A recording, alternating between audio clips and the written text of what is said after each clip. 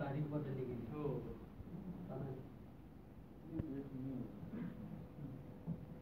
नमस्कार, मी शिवाजी दोंदाडे.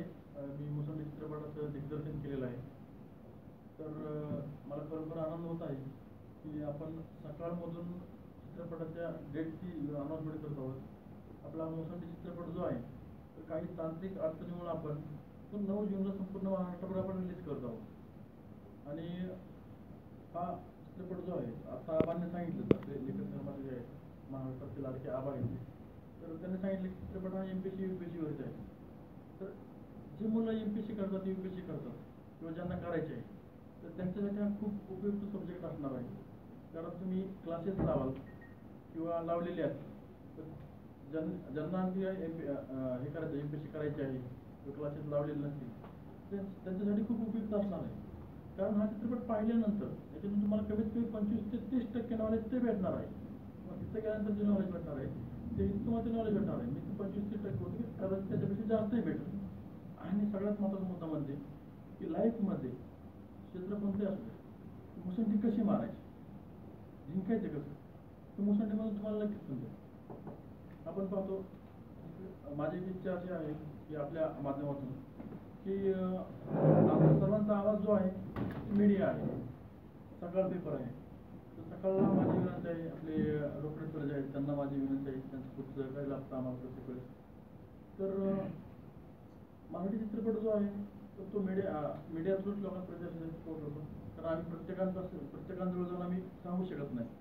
तर मीडिया हे एकमेव असं माध्यम आहे की ते आमचा आवाज आहे लाखो करोडो लोकांपर्यंत एका दिवसात, एका रात्रीत, एका तासात तुम्ही ते लोकांपर्यंत पोहोचू शकता.